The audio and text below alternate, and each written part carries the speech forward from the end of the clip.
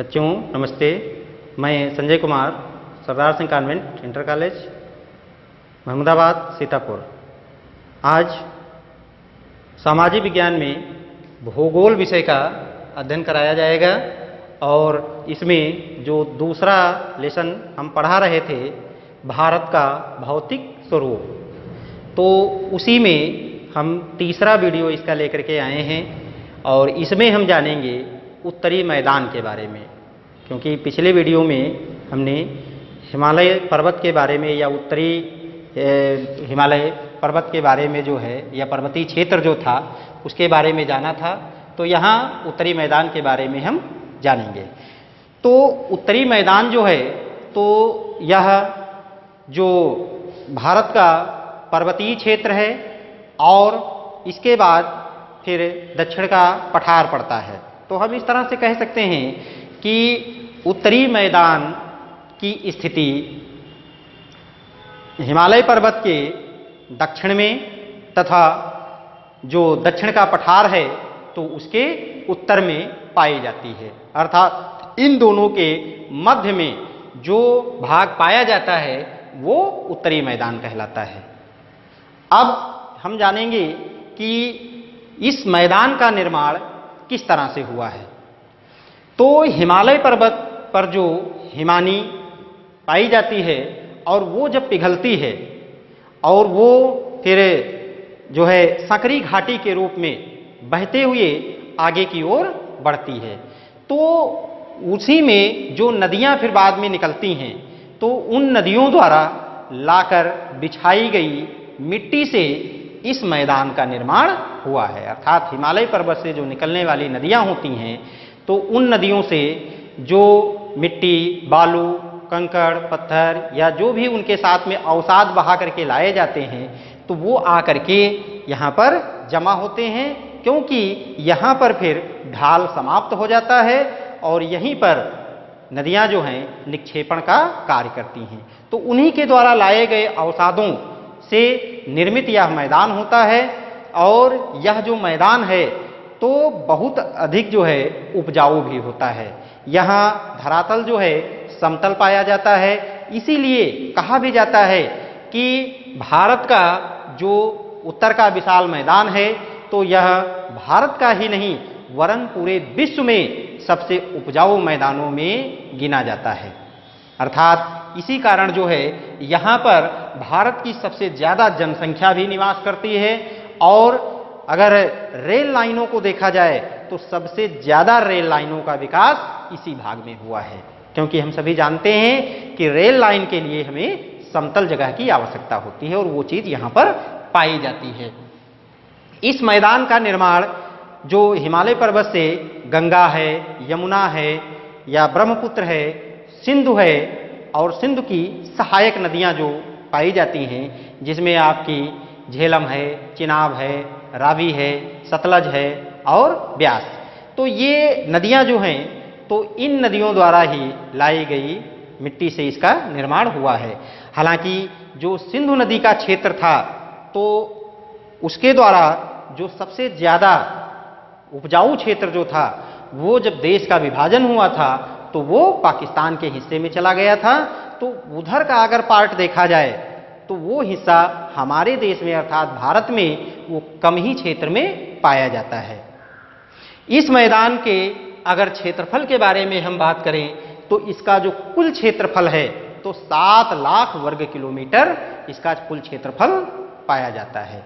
उत्तरी मैदान का जो कुल क्षेत्रफल है वो 7 लाख वर्ग किलोमीटर पाया जाता है। और चौड़ाई की अगर बात करें तो चौड़ाई इसकी दोनों सिरों पर एक समान नहीं है, इसलिए इसकी चौड़ाई जो है 240 से 320 किलोमीटर तक इसकी चौड़ाई पाई जाती है। 240 किलोमीटर जो है वो आपका इधर पश्चिम का इसका जो क्षेत्र है इधर इसकी पाई जाती है, पंजाब, हरियाणा इधर जो पड़ता है इधर, और जो सबसे ज़्यादा चौड़ाई है अर्थात 320 किलोमीटर वो आपकी इधर पूरब साइड में जो है इसकी चौड़ाई पाई जाती है। तो इस तरह से इसकी लंबाई और चौड़ाई इस तरह से ये पाई जाती है। इसके बाद फिर आगे बढ़ते हैं इसमें कि ये जो मैदान है हमारा उत्तरी मैदान, तो ये मैदान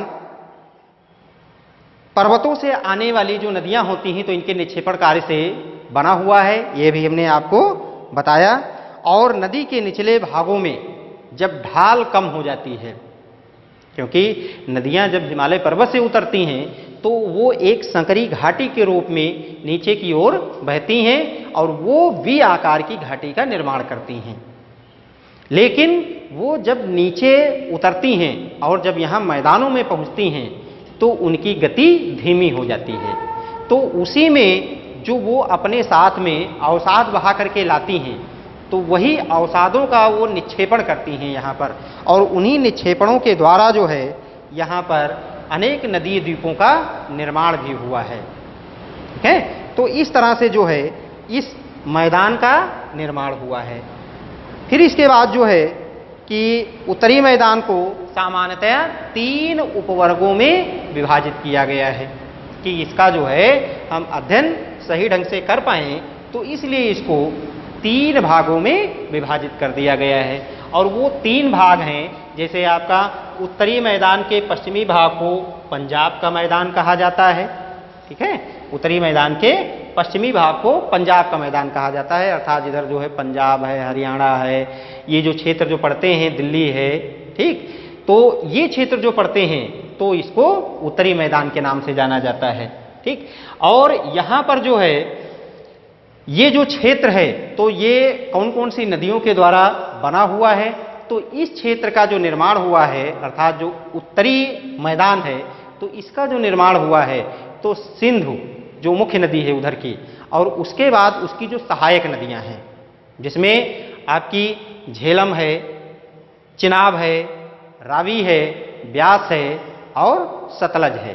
तो ये नदियां जो हैं तो इनके द्वारा ये आपका उत्तरी मैदान जो है निर्मित है, जिसके अंतर्गत आपका अभी हमने बताया पंजाब, हरियाणा और आपका दिल्ली, ये क्षेत्र जो हैं इसके अंतर्गत आते हैं। और इसी में आपको और चीज एक बताए देते हैं कि इसी क्षेत्र में जो है सैकड़ों दोआबों का भी निर्माण होता है।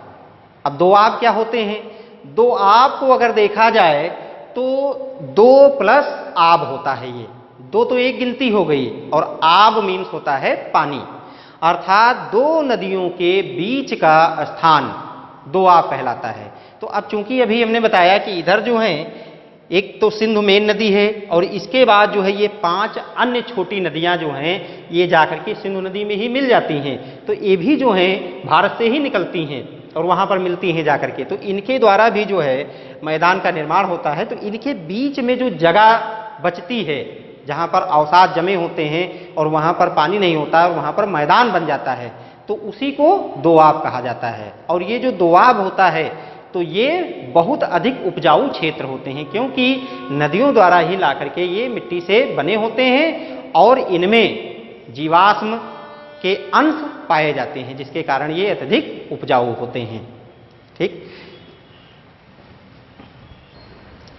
तो अब हम देखेंगे कि भूमि की बनावट के आधार पर जो है या भू आकृति भिन्नता के आधार पर उत्तरी मैदान को कितने भागों में बांटा गया है। तो भू आकृति भिन्नता के आधार पर उत्तरी मैदान को मुख्य रूप से 4 भागों में विभाजित किया गया है। और वो 4 भाग कौन से हैं? तो वो है आपका भाबर का क्षेत्र, तराई का मैदान, बांगर और खादर। 4 भागों में इसको विभाजित कर दिया गया है। अब इसमें देखेंगे कि भाबर कौन सा होता है। तो नदियां पर्वतों से नीचे उतरते समय शिवालिक की ढाल पर 8 से 16 किलोमीटर चौड़ी पट्टी में गुटिका का निक्षेपण करती हैं। इसे ही भाबर के नाम से जाना जाता है। अर्थात जो नदियां हिमालय पर्वत से निकलती हैं और शिवालिक की श्रेणियों में ये प्रवाहित होती हैं, तो उनके द्वारा जो गुटिका का निर्माण किया जाता है या उनके द्वारा जो है कंकड़ पत्थर ला करके जो बिछाए जाते हैं, तो वो कंकरीला पथरीला जो क्षेत्र वहाँ पर बनता है, तो उसी क्षेत्र को भाबर के नाम से जाना जाता है। अब तराई वाला क्षेत्र कौन सा होता है? ठीक, तो अब तराई वाले क्षेत्र में कहा गया है कि इस पट्टी के दक्षिण में यानी यही भाबर पट्टी जो होती है, इसके और नीचे अगर हम उतरते हैं, दक्षिण भाग में अगर हम जाते हैं, तो इस पट्टी में जो नदियां होती हैं या जो सरिताएं होती हैं, ये पुनः निकल आती हैं और नम व दलदली क्षेत्र का निर्माण करती हैं। अर्थात भाबर जो मैदान कहा जाता है, यहाँ पर जब नदियाँ आती हैं तो यहाँ पर नदियाँ बिल्कुल विलुप्त हो जाती हैं और इसके बाद यहाँ से फिर धीरे धीरे जब वो आगे बढ़ती हैं तो जहाँ से इनकी शुरुआत हो जाती है, तो वहाँ पर जो है ये नदियाँ तराई के मैदान का निर्माण करती हैं। जहाँ पर ये तराई वाला क्षेत्र पाया जाता है, यहाँ पर कहा जाता है कि कभी बड़े बड़े यहाँ पर जंगल पाए जाते थे और इन जंगलों में अनेक प्रकार के वृक्ष पाए जाते थे। लेकिन जो देश का विभाजन हुआ था, तो उस देश के विभाजन के समय ये जो जंगली क्षेत्र था या जंगल का जो काफ़ी हिस्सा था, तो ये हिस्सा हमारा पाकिस्तान के हिस्से में चला गया था। फिर इसके बाद हम दूसरा चलते हैं बांगर और खादर पर। तो बांगर और खादर क्षेत्र कौन से कहलाते हैं? तो पहले बांगर को देख लेते हैं कि नदियों के द्वारा लाकर बिछाई गई मिट्टी के वह मैदान जहां पर पहले नदियों का पानी पहुंच जाता था, लेकिन अब नदियों का जो जल है तो उन क्षेत्रों में नहीं पहुंचता है। तो इसलिए वहां पर अब केवल मोटी बालू के कण, कंकड़ पत्थर, यही सब वहां पर पाए जाते हैं। तो ये क्षेत्र जो है कहलाता है बांगर क्षेत्र कहलाता है, या हम कह सकते हैं बंजर क्षेत्र भी इसको कह सकते हो। यहाँ पर जो फसलें हैं वो बहुत कम पैदा होती, केवल मोटे अनाजों वाली जो फसलें होती हैं जैसे ज्वार है, बाजरा है, अरहर है, इस तरह की जो फसलें होती हैं वही यहाँ पर केवल पैदा होती हैं, क्योंकि नदियों का पानी यहाँ पर नहीं पहुँच पाता है और वर्षा भी यहाँ पर बहुत कम होती है।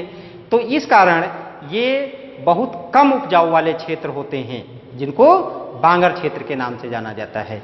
वहीं अगर खादर की बात की जाए तो खादर मैदान जो होते हैं ये नदियों द्वारा लाकर बिछाई गई मिट्टी से निर्मित वह मैदान होते हैं जहाँ पर वर्तमान में नदियों का जल पहुँच जाता है और इस कारण इनकी जो उपजाऊ क्षमता है वो हमेशा बनी रहती है। तो इस कारण ये क्षेत्र कृषि की दृष्टि से अगर देखा जाए तो बहुत अधिक उपजाऊ क्षेत्र माने जाते हैं और इनमें विभिन्न प्रकार की जो फसलें होती हैं वो आसानी से उगाई जा सकती हैं। तो ये हमारे 4 भाग जो हैं ये उत्तरी मैदान के भू आकृत भिन्नता के आधार पर 4 भागों में जो विभाजित किया गया है, तो ये आपका है इसमें। तो इस तरह से उत्तरी मैदान के बारे में इतना ही आपकी बुक में जो दिया हुआ है। आगे फिर अगले पार्ट में हम और लाएंगे। तब तक के लिए धन्यवाद।